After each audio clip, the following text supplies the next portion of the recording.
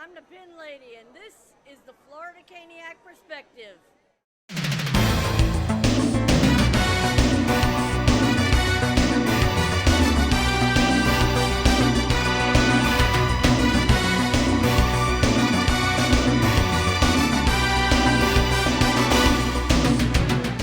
Hello and welcome to a special edition of the Florida Caniac Perspective. I am the Florida Caniac. It is so awesome to be right here again at PNC Arena in lovely Raleigh, North Carolina. I look forward to seeing all the familiar faces I've known and loved for many years, and I'm really looking forward to meeting some new faces as well. And I would love to see everybody subscribe to this channel, the Florida Caniac Network, and as well look for me on Facebook, Instagram, and Twitter. With this special edition episode, I cannot do this one alone for sure, so I had to bring an awesome co-host with me on this one. You've known and loved him for many times, where you see him with those interesting signs that you've seen to get the players' attentions, and the quite amusing dances as well on the Jumbotron. And let's not forget about that Scottish kilt that he does hang around with. And yes, I am talking about Jeff Dwyer, the Kilt of Caniac. Let's go talk to him. Jeff? Good to see you again, man. Same. Where's the kilt? See what happened was I threw it in the laundry, it get all tangled up, so I had to sew me a new one. Fair enough. So here we are with Jeff Dwyer, what was the Kilted Caniac. Anyway, so today's episode, we're going to go over a little bit of the traded players. How are they looking so far for us this season? We're going to also touch base on those 5 poll questions I had at the beginning of this season. We're going to look at those again and see how they're shaping up. And of course, I'm going to be walking around and looking forward to your questions with hashtag #AskTheFloridaCaniac. But first, a quick promotional message.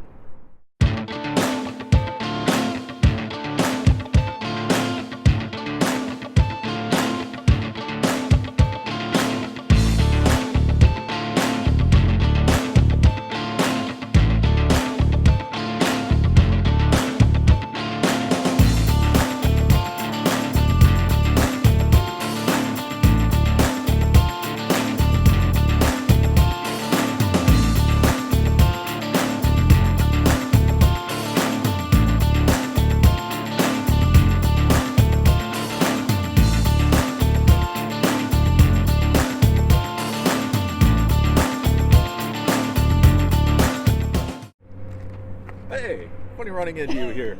We were just there and you were wearing something else. I'm What the one that's been out for about a day, RJ. I don't know what you're talking about. Anyway, whatever. So, anyway, now on topic. How about that Edmondson Fall trader? What's your point of view on it? Yeah, so that's one thing that we want to talk about is the trades. How do they fare in with us? And there's 2 specific players that we want to talk about. The first one is obviously Joel Edmondson. How did he fare versus Justin Falk? Looking at the stats on the screen that you see here, it doesn't look stat-wise that good because Justin Falk was more of an offensive player. Keep in mind, Joel Edmondson is more of a defensive defenseman, which means he's not going to score a lot of goals. And when he does score, it's quite spectacular, if you don't mind me saying so. So he's on pace to do a little bit less than Justin Falk as far as a full points perspective, but I'm loving the plus-minus aspect of this whole thing. Justin Falk finished an entire season at +9 last season with the Carolina Hurricanes. Joel Edmondson's at +4 right now, and he's on pace to do a little bit better than that, and that's what I really like about Joel Edmondson. He brings a lot more grit and talent on here. What do you think? Well, I'm not really a stats number kind of guy, but the one thing I do like is Joel Edmondson, one person, is replacing Ferland and Sacramento Lennon as far as the physical aspect. Right. He's got the big body, he's got the size, he's got the shot. He showed it the other night, and with me being a goalie and you also being a goalie, I was here live watching that, and I'm like, well, What he said. Let's check the rest of this place out. What do you think? All right. What are you doing? We were just... No. What? You know what? Forget it. I give up. You have no... I swear. Are you all right? Are you okay? You know what? Forget it. All right. Let's talk about the next guy, and let's talk about the biggest elephant in the room. That 5-hour drive get to you? It was a 9-hour drive. Anyway, The Scott Darling, James Reimer trade. How about that one? Who? Scott Darling and James Reimer, the current backup, the previous backup of the Carolina Hurricanes. Oh, that guy. Yeah. I think we got the better end. Yeah, the stats show it right here. As you can see, Scott Darling just wasn't a good fit for us, but let's wish him a speedy, healthy recovery. We know mental illness is a real thing. We're not going on all over that, but his stats just was not up to par for this Carolina Hurricanes franchise the past 2 seasons, as you can see on your screen here. James Reimer has been quite the upgrade for sure, and he's really showed that his game is actually back. And I feel like being in the Florida Panther territory, many goalies kind of live and die there. Look at Bobrovsky right now. He's not so hot, but he's finally starting to turn that corner, so let's hope that works out for them. But James Reimer was not a good goalie in Florida, but he has been a great goalie for us here in Carolina for sure. What do you think? You know, he has been a great backup so far. I don't even know if we can call him a backup. I'm not sure if they're going to be doing the AB or A1 goalie or an A2 goalie. But the other night, the one thing I did notice on Reimer is he needs to tighten up a little bit more. But other than that, the Canes are now understanding his style of play versus Mrazek's style of play. Right. So they know that Reimer doesn't come out all the time versus Mrazek coming out all the time. So they're starting to come back more on dump-ins and other situations where they know. Yeah, what you said. I think they feed off each other pretty well as well, Mrazek and Reimer as well. So it's going to be a good rest of the season if all continues the course the way it is right now. Other than that, I think that this is just a big win. Carolina definitely got the better end of the deal, both not only this trade, but I believe the previous trade as well that we talked about. Yeah. I think the sky's the limit for sure. What do you think? Let's go talk about some other stuff. Let's check out. Let's go that way. All right, let's go. What the? You know what?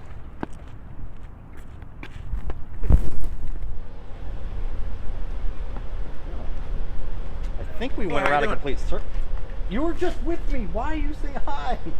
You were just with me. I walked with you. And you... How? I was with you the whole time. How? Anyway, I think we went around a complete circle. I think so you're losing it. No, I'm definitely not losing it for sure. I mean, I can tell you that right now. So there was 5 questions I posted in my first episode of the Florida Caniac Perspective, and I kind of want to touch base on that one. And one of the questions that we want to talk about first is the Sebastian Aho on pace for 90 points. A lot of you said yes to that one, and it's starting to, I'm not sure if that's really going to happen here. You think he's going to hit 90 points? I'm just happy when he puts the puck in the net, to be honest. That's all you got? And being in the right place at the right time, making those beautiful passes. That's good, Jeff. All right. Anyway, so he's got a point there. Yes, everybody loves seeing him putting the puck in the net, and everybody loves seeing him pass the puck to Tavo or the other way around in many cases. But right now, looking at the stats on the screen, he's really on pace for about 80 points. So until he actually turns it on a little bit more down the season, he's probably going to stick around the 80, maybe 82, 83 points. 90 points might be a little bit of a stretch here for sure, but it's not unreachable, if that makes any sense. The other question I posted out there is who's going to make the bigger impact here, Eric Haula or Ryan Dzingel? And a huge amount of you said Ryan Dzingel is going to be the bigger impact for this team. And I was on record saying I think Eric Haula is going to be the bigger impact. It's a little bit torn, but Eric Haula definitely had the bigger outcome the start of the season. But Dzingel has been turning it on lately, and Eric Haula getting injured didn't help out at all. What do you think? I think that Eric Haula and Dzingel together are the biggest impact as a unit, and then throwing Nate Joss in there. Yeah. That line, I created a meme earlier in the season, and that's the military line. That's the Air Force line, the way that I see it. Because they come in, they strike fast, strike hard, and they're out. When the injuries happen, that kind of hurt us a little bit, but at the same time, those two are such great players between Dzingel and Nachos that you can throw anybody in the middle with them, and it's just going to be magic. Yeah, exactly. Next question I posted out there was Andrei Svechnikov. Is he going to hit that 30-goal mark? And a lot of you definitely said yes, and this one was almost 100% on it. Well, not quite there. I think he's pretty much almost there. If I'm correct, I think he had like 20-plus points, 20 or 25-plus points just want him to make every single goal a pretty goal. I mean, ever since he's been doing this fetch, or the Michigan, however you want to call it, that he's trying something new. He's trying something unique every single game, and he showed that the other night in the Flyers game when he tried to put it between his legs at the same time, cutting across. If he keeps on doing that, it's whether he scores or not. I think it's going to be a show for him. Yeah, absolutely. He's really making it a big show for us for sure, and I really enjoy liking what he's doing on the ice for sure. And let's talk about those Michigan goals. I mean, he did 2 of them. He's the first to do it and the second to do it all at the same time. So it really makes things really nice out here for sure. It's literally a slap in the face. Yeah, no kidding. And he's definitely on pace to surpass that 30-goal mark. He could be hitting 40 at this point, but my poll said 30. We're going to stick with that, but he's going to surpass it. Next question is Peter Mrazek. Is he going to hit 60 goals?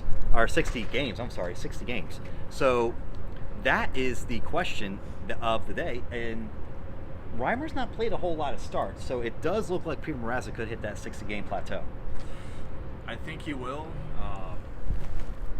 As a starting goalie, he's done what he's had to do, but at least we know, again, this season that just like last season with McElhinney in net, we have someone we can trust in net to back him up when the time comes. As far as 60, I think it'll be just a little under. I think it's going to be a point in time where Brendan Moore is going to be like, you know what, playoffs are coming up. We have a high chance. We want Mrazek healthy for those playoffs. Right. I even see Ned coming up for a couple games. Why not? Yeah, and I made a big deal about that during my first episode where I felt Nedeljkovic was going to actually get more of a backup possibility here versus Reimer, where Reimer might be a healthy scratch, and Nedeljkovic might get some backup roles here. With that said, Reimer has played a little bit less games right now, and I do agree with you. He's going to want to keep Mrazek a little bit healthier down the road. So when I first did this, I was very on the fence about Mrazek getting that 60-game plateau. I think it was going to be a little bit less, and I'm still on that idea of him hitting just around that maybe 50-game plateau for sure on that one. Let's go answer the other question somewhere else. All right. Hey, have you ever snapped into a Slim Jim? How'd you beat me here? What are you talking about? I've been here. And again. What? You know what? I'm done. I don't get it. Anyway, so one more question that I did put on there was, will Carolina hit the 100-point plateau? And again, as you can see on the stats here, they're on pace to hit 100 points, maybe right at 99 points like they did last season. However, is that enough to make the playoffs this time around, especially in that tough Metropolitan Division? Funny you should mention that. I was actually just looking at that last night. We have the Flyers are on us. They're on our tail. If I'm correct, they're tied with us for games 1, but because they've lost more in overtime, Right. we have that 1-point advantage over them And a tiebreaker. in the tiebreaker. So hopefully we can pull off another win back in Philly to kind of split the games 2-2. Yeah. And then hopefully they can make their own Champions Club for sure when they make that playoff run. But I do think that it will take at least 100 points for any Metropolitan Division team to make the playoffs because it's such a tough division. Now let's go to Backyard Bistro. What do you think? I got a Slim Jim. Yeah, I don't want that.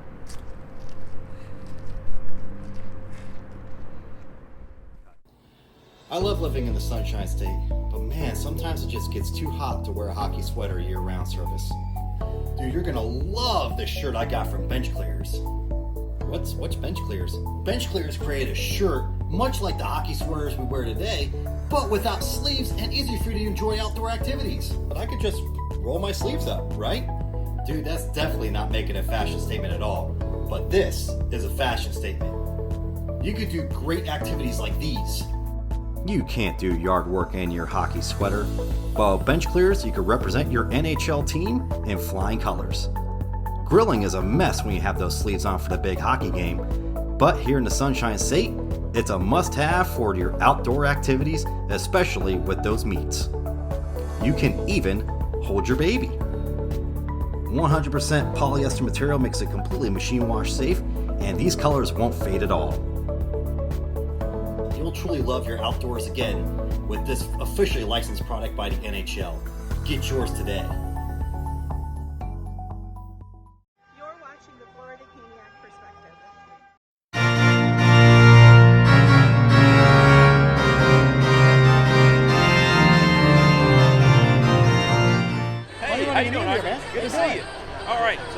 wanted to see you. I've got a big question for you. Sure. So with us just signing Williams back, and he's not playing tonight, which is not a shocker. He's been out of the game for half the season. What's your view on the timetable? That is a good question, and thanks to the person who fixed my call, by the way. Anyway, I'm going to give him about 2 to 3 weeks. Okay. And the reason why I say that is because we don't know what kind of workout he's been doing or anything like that. He probably has been doing a little bit of light skating here and there, maybe a little bit of more physical play, maybe a pickup or two. Who knows? Right. I know he's been doing a lot of stuff with like his kid and some other programs and things like that, but you got to get in that hockey shape for game shape, really. So I would say 2 to 3 weeks, probably most likely going to be something after the All-Star break. Okay. I was thinking that maybe he could have been here earlier, but that would have really told us he's been working out with the team the whole time too. So because we now know that that's probably not going to be the case, I'm going to say about 2 to 3 weeks of time, most likely after the All-Star break. I think that sounds like a pretty good assessment. Thanks, man. Good to see you, buddy. Absolutely. Go Canes. Question? Yep. Yes. So who are Gardner's no trade clause teams? I saw that he has some on his contract. Okay. You know what? I don't know those off the top of my head. But when you see it on the screen here, guys, you will see those no clause teams. But I'm on live here, guys, so give me that. But I have a feeling Toronto's on that list. But we'll find out when we watch the episode, right? Any other question? In your opinion, who is an automatic protected on our team? Automatic protection on our team. Other than Sebastian Aho, I'm going to obviously say Andrei Svechnikov. If Dougie Hamilton would be a choice for me, I would say that too. But we're not 100% sure on that one. I would also say Jordan Stahl, because at this point of his career, let's face it, he's not going to go anywhere. But those are going to be my top 3 guys. Turbo is definitely protected as well. So there's going to be quite a few guys in there that are going to be very protected. This is going to be a team that's going to keep its main core guys because they're here for a very long time. And I'm not going to toot the own horn on this one, but Jacob Slavin and Brett Pesce's contracts, we have 5 more years with those guys. You know darn well they're not going nowhere either. Hopefully that answers your questions, guys. All right, thank you guys. Absolutely. Nice meeting you guys. Chelsea, good to see you here. How you doing? Hug. Oh my gosh. Do you have a question for me? I do have a good question for you. All right. So, RJ, when you're watching the games, how do you feel when John says the Canes are going to be penalized? Penalized. That's one of those like Canuck type things, I think. I'm not sure. You know what? As Americans, we say penalized. Penalized is a little weird, but I think it's just his own way of kind of being him. I guess. Sounds more like something Tripp would say. Right, because Barry Melrose, he used to say against all the time. Now he says against. So it doesn't make any sense, right? No. So, but penalized just doesn't make any sense whatsoever. No. But you know what? How do I Gives us a feel good about it? laugh. How do I feel about it? I guess I could live with it. I mean, it doesn't bother me as long as, he does a good job for us. I don't care really. Well, it gives us a good laugh when we get penalized. Yeah, I'm just glad I didn't ask about Tripp because that stuff gets a little bit weird with the Taco Bell drive-through stuff. But Tripp, it's okay. But anyway, good question. Good seeing you. Good seeing you, All RJ. right. Hey, it's the Florida Canes. Hey, how you doing, sir? I'm doing good. Tried the Storm Brew? Oh, you don't have a question?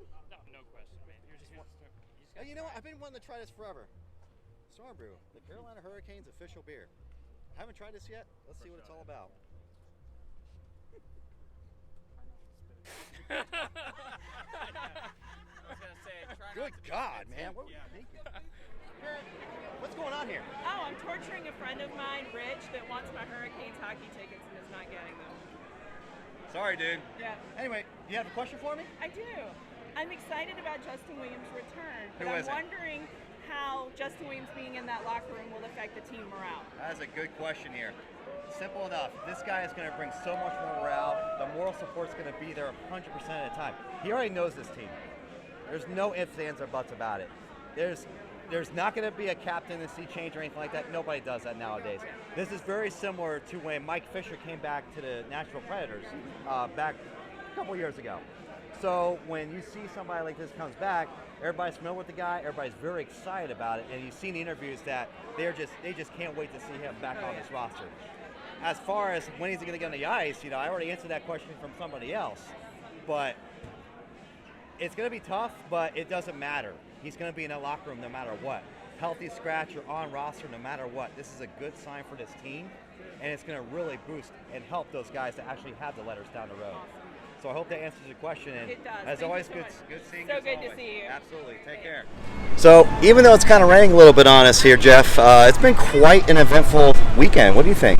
Oh yeah, 2 games, 2 shutouts, 4 points. Kings are 50-50 when it comes to playing. And last night's game, I mean, Arizona's been on a hot streak lately, so we shut them right down as well as Tampa did the night before. What a memorable weekend for sure, especially for this guy right here. I feel like we're missing somebody though. No. Hamilton. Wait. The pig. No, not Dougie. No, the pig. Oh yeah, Hamilton the pig. Dude, where were you, Hamilton? You had your chance. By the way, eat more chicken. Sounds good. Sounds good. Anyway, guys, from us to you, thank you for watching this episode of the Florida Caniac Perspective live right here in Raleigh, North Carolina. And as always, go Canes!